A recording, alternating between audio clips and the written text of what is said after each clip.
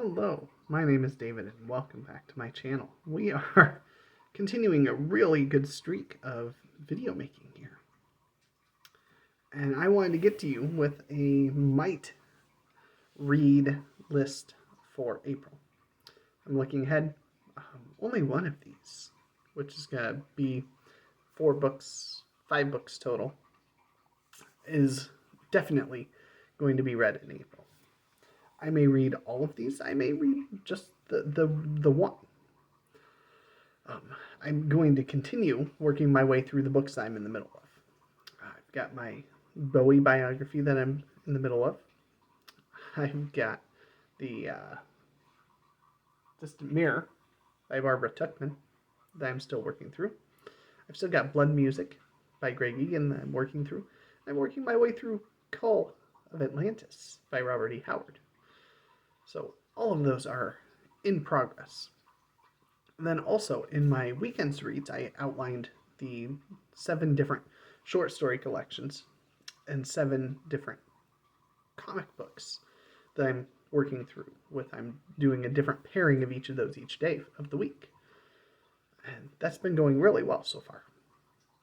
So I will be continuing all of those, and I did not pull all of those off because, I didn't feel the need to grab all of those again. But I probably will each and every weekend when I do a wrap-up, assuming I get around to doing that each weekend. So the thing I'm definitely reading is going to be lots of Beowulf, 4 translations of it to be exact, plus a bonus of Grendel by John Gardner at the end, which I have on good authority that a copy of that is on its way to me, as well as a digital copy has appeared on my e-reader. So I will be set for that to enjoy in either format.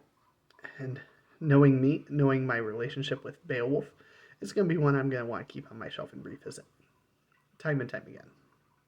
So the reading of Beowulf is something that I kind of nudged my way into with Steve Donahue and Micah Cummins. They continued their monthly buddy reads. They announced it. So week 1 is going to be Tolkien and his translation of Beowulf. Week 2 is this Burton Raffell translation right here.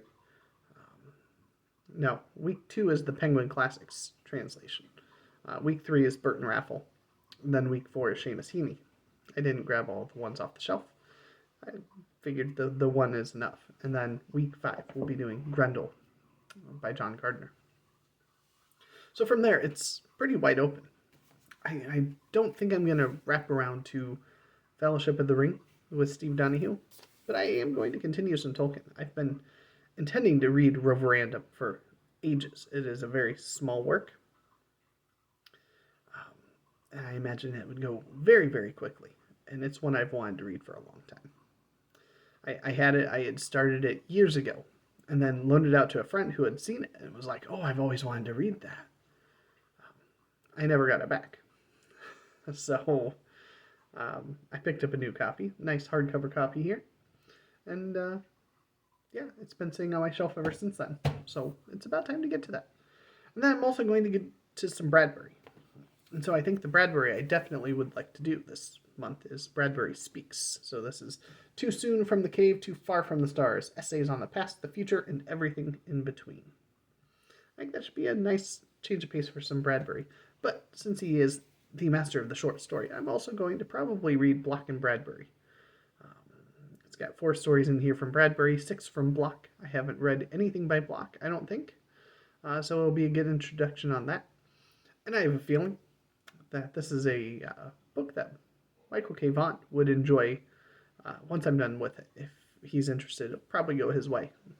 So I would like to get to this, give it a shot, and then pass it along to somebody who would want it, because I reckon that the Bradbury stories in there, I've got in other spots as well. So speaking of Michael K. Vaughan, I'm going to continue burrowsing along. I've had at least 1 Burroughs a month, so I'm going to continue in the John Carter of Mars, the Barsoom series with the Chessmen of Mars. I will probably do more than just the one. They're short, they're easy, they're not becoming comfort reads for me, but I will definitely do at least one. So into the even deeper maybes. And with a book, made a video talking about Shakespeare last week and how she's going to try in April to read all of the Shakespeare that she has not read before. Which, hats off to her. I think it ends up being something like 18 or 20 plays that she needs to do. And that's going to be a lot of Shakespeare. And I told her straight up that if she needs somebody to talk to about some of them, I haven't read all of them, but in particular, she's never read any of the histories. I said, when you want to read Richard II, Henry IV, parts 1 and 2, and Henry V, feel free to let me know, because I'd love to talk about them. Those are 4 of my absolute favorite Shakespeare plays that are not named Hamlet. And so that got me to thinking. I picked up, just before the book ban, I found it at Half Price Books. I wanted to look at the individual volumes of the Ardent Shakespeare. And so I picked up one that I'm pretty familiar with, King Henry V. It's a very thin volume. It is 172 pages, so that's even with all of the notes. So, I mean, this is what I want, is you've got the text and you've got footnotes. Will I want to read all the footnotes, and will I want to read them all every time? No. But if I enjoy the Ardent Shakespeare approach, I would like to get all of them in the individual Ardents once this 500 book challenge is done. I've got a complete works of Shakespeare, which I absolutely love.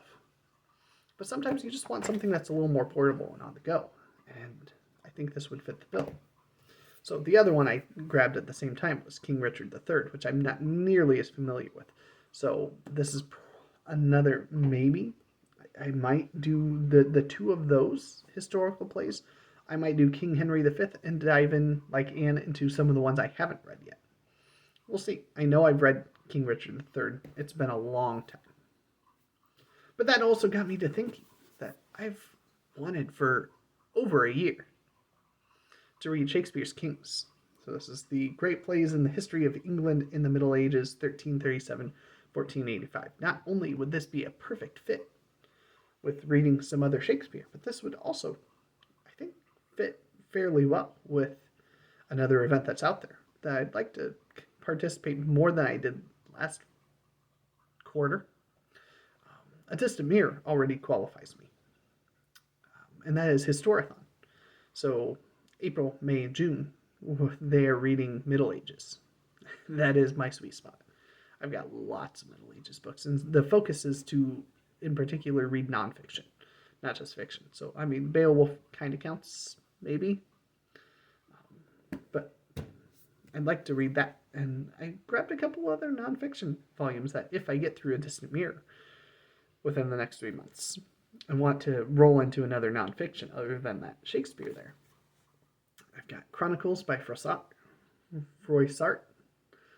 who is referenced a fair amount in A Distant Mirror.